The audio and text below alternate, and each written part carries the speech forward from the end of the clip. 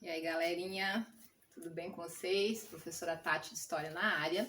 E hoje eu vou gravar esse vídeo para a gente falar um pouquinho mais do que a gente já estava falando nas outras aulas sobre a estadia da família real aqui no Brasil, né? Sobre a vinda da família real, a gente já falou, né, um pouquinho sobre essa chegada, qual foi o contexto histórico dessa vinda, a gente já discutiu, né, alguns assuntos sobre se a família real veio mesmo, né, corrida, né, ali da questão da invasão francesa do Napoleão Bonaparte, ou se já existia, né, um plano anterior, né, de mandar uma parte da família real aqui para o Brasil. Enfim, algumas questões importantíssimas sobre esse assunto que a gente já discutiu em sala de aula, né? E a gente foi tratando mais alguns assuntos. A gente falou sobre a importância, né, do José Bonifácio, principalmente quando Dom João tem que voltar às pressas, né, para Portugal por conta da pressão que está acontecendo lá, né?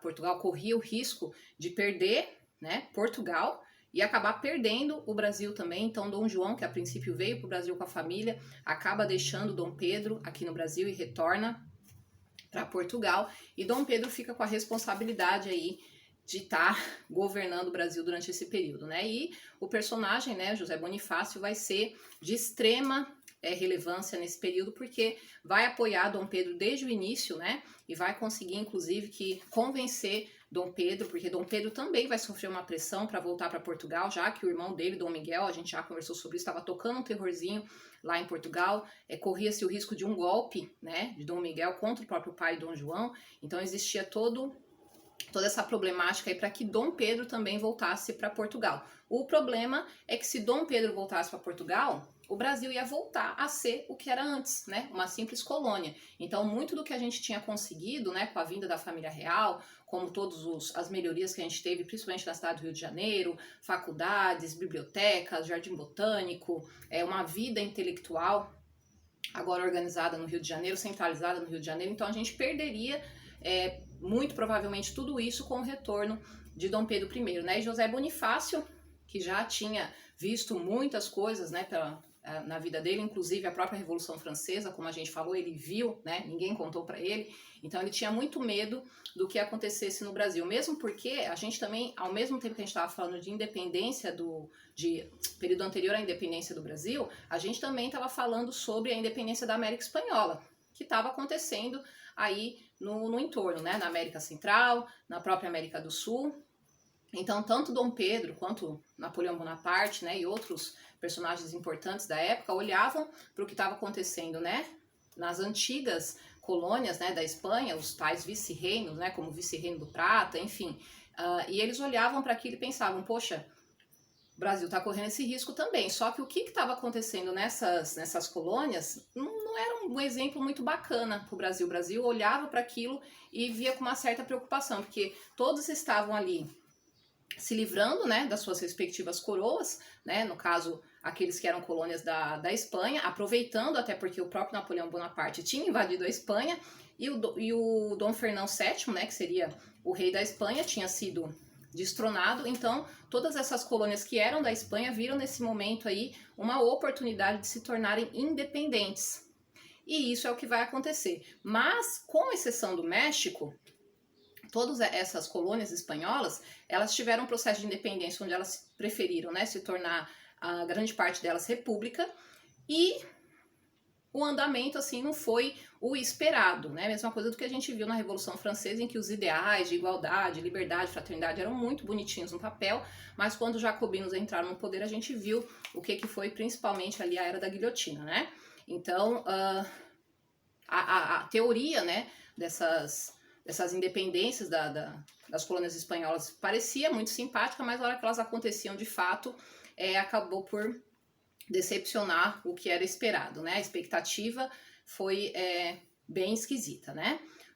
Então, o que vai acontecer? O Brasil olha para aquilo com uma certa preocupação, né? Da gente acabar tendo o mesmo destino dessas ex-colônias espanholas, né? A gente vai ver que a única diferença vai ser o México, porque todas essas outras ex-colônias, elas tiveram uma revolução feita a partir da elite, né? A gente sempre fala da importância dos crioulos, que eram tal dos caudilhos também, mas eles não eram o povão, né, gente? Apesar deles estarem um pouco abaixo ali do tal dos chapetones, né, que eram quem lideravam, na verdade, mas eles eram descendentes espanhóis nascidos nas colônias, né? E eles queriam tomar a frente dessa revolução, porque tirava os chapetões da jogada, quem ia mandar seriam eles, né? E até a intenção deles não deixarem territórios muito grandes seria exatamente isso, porque os crioulos, né, ou caudilhos, eles eram uma espécie de coronéis, né? Eles tinham uma influência militar e política sobre pequenos espaços, né? Cada um dentro do seu quadrado, vamos dizer assim. E se houvesse uma revolução onde esses territórios continuassem do tamanho que eles eram antes, sendo colônias, não seria interessante para os crioulos, né? Para os caudilhos. Então, qual era a intenção deles, né? Que se tornassem mesmo pedaços pequenos, né, de terra para serem controlados, né? A tal das republiquetas. Porque a gente olha hoje para aqui para a América do Sul, para a América Central, a gente vê que os países são, em sua grande maioria, países pequenos, né? E isso era de interesse na época dos crioulos, né? Dos caudilhos. Mas, né, o México vai ser a única exceção que, diferente dos outros países, né, que fizeram a sua independência, o México vai fazer uma independência através do povão, né? Não vai ser uma independência feita pela elite. No caso, a gente vai ver a participação do Padre Hidalgo, do Padre Morelos, que vão estar à frente aí desse processo e vão conseguir fazer a independência do México, optando a princípio por uma monarquia, né, diferente da maioria dos países de colônia espanhola, mas a gente sabe que esse período monárquico aí do México, depois da independência, vai durar só uns 2 aninhos e depois já voltam também para o processo de governo republicano, né? Optam pela república também. Então, aqui no Brasil, enquanto está acontecendo tudo isso, esse turbilhão de independências da América Espanhola, o Brasil está tentando se manter dentro ainda da sua monarquia portuguesa, né? Aí a gente vai ter algumas questões importantes, né? Que a gente já pode imaginar que não foram períodos fáceis, né? Porque a gente está diante de um período que as pessoas olham para os outros países, veem todo esse processo de independência e também querem isso para o Brasil, né? Afinal de contas, mesmo com a família real aqui, as pessoas tinham inúmeras reclamações a fazer sobre a vida que elas tinham aqui, né?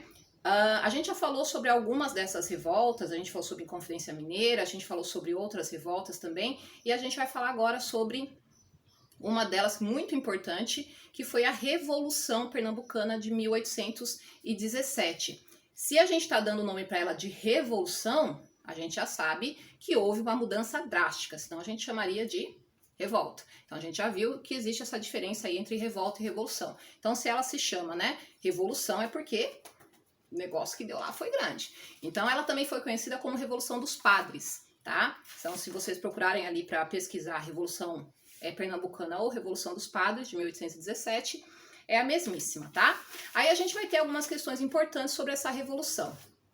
Primeiro, o porquê que ela aconteceu, né? A gente vai ter nessa época o governador, que era o Caetano Pinto de Miranda, que era o governador de Pernambuco, e eles estavam com um pequeno probleminha, porque depois que a corte veio para cá para o Brasil e se instalou ali no Rio de Janeiro, todas as capitanias elas tinham que estar enviando o dinheiro que elas cobravam dos seus impostos, uma parte desses impostos, uma boa parte, ia para a corte, né? Ia para o Rio de Janeiro.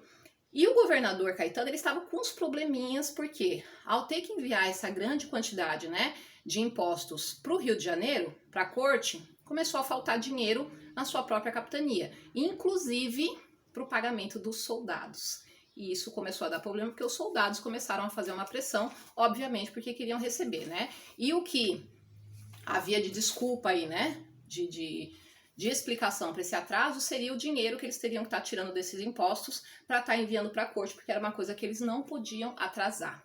E aí a gente vai ter o estopim dessa Revolução Pernambucana, porque durante uma comemoração que acontecia, né, em Pernambuco, porque Pernambuco já foi uma espécie de colônia dos holandeses, eles tinham expulso, né, os holandeses, Pernambuco conseguiu expulsar os holandeses dali em 1654, uma batalha que ficou conhecida como Batalha dos Guararapes, né, e depois dessa expulsão eles faziam uma comemoração todo ano por conta dessa expulsão, né, e lá em Pernambuco, em 1817, quando aconteceu essa comemoração, um soldado acabou matando um desentendimento ali durante a movimentação, né, da comemoração, um soldado acabou matando um português. E esse vai ser o estopim, vai ser, né, a explosão da Revolução de Pernambuco, porque em cima disso vai começar toda uma treta envolvendo aí portugueses e pernambucanos, né? Então a gente vai ter um ápice aí nessa revolta, ela vai tomar uma proporção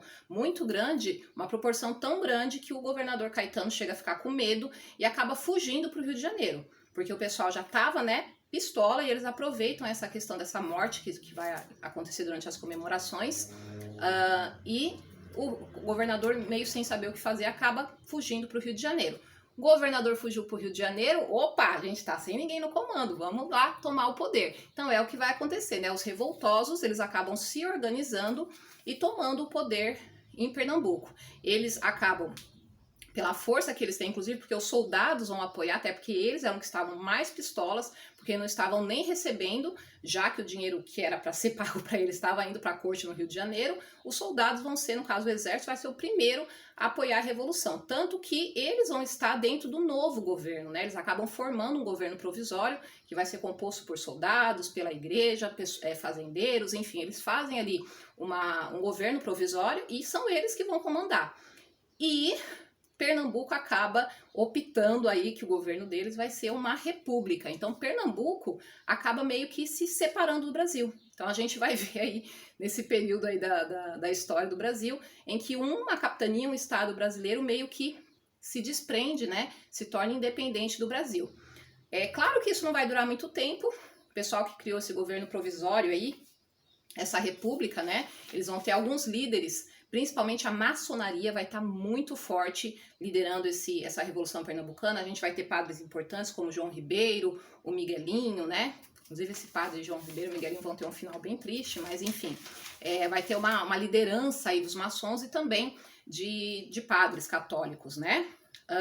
Então a gente vai ter, durante essa transformação deles, né, desse pedacinho do Brasil em uma república, a gente vai ter algumas medidas que vão ser tomadas para mudar essa situação de Pernambuco. A principal delas vai ser a abolição total desses impostos que eles pagavam, né, para a corte portuguesa. Eles não vão pagar mais esses impostos, e também eles vão começar a batalhar mais em questão da liberdade de imprensa, né, para que eles consigam produzir seus jornais e criticar e reclamar, uma coisa que eles diziam muito que eles não tinham na época em que eles ainda não faziam parte, né, dessas capitanias, né? Então a gente vai ter um momento aí então de separação, né? Essa revolução de Pernambuco acabou culminando numa separação de Pernambuco do Brasil, mas isso não vai durar muito tempo, né, gente? Por intermédio de Dom Pedro, isso vai chegar lá em Dom João, que vai ficar desesperado quando descobre que o medo, né, de sair perdendo também as outras capitanias, e aconteceu o que estava acontecendo com a América Espanhola. Dom João, então, mesmo lá de longe, consegue essa combinação com Dom Pedro para enviar muitos soldados lá para a região de Pernambuco para conseguirem abafar essa revolta que está acontecendo lá, né? Então, mesmo com toda essa resistência, os revoltosos, né, vão ser cercados, vão ser derrotados, muitos deles acabam fugindo, né, pro interior do país, mas os principais líderes, né, somente esses que eram maçons e os padres, eles vão ser julgados e condenados à morte. Inclusive, um desses padres, que era o João Ribeiro, quando ele sabe de qual vai ser a sentença dele, ele acaba se suicidando. Ele prefere se matar do que ser morto pela coroa, né? Então, um padre, né, a gente sabe que dentro da concepção, né, religiosa, você se suicidar é complicado. Então, vocês imaginem o fervilhão que estava na cabeça desse padre a ponto dele acabar tirando a própria vida, né? De fato, eles serem derrotados não vai terminar de uma vez por todas com a Revolução Pernambucana, né? Essa revoltinha, esses resquícios da revolta, eles vão continuar durante mais alguns meses e eles só vão dar uma acalmada mesmo de fato em 1818, né, no ano seguinte, quando Dom João é coroado rei mesmo, inclusive da região que seria do Brasil, porque por enquanto era rei de Portugal e nós éramos uma colônia, né? Com essa vinda da família real para cá, ficou uma coisa meio bagunçada, ninguém sabia quem mandava em quem.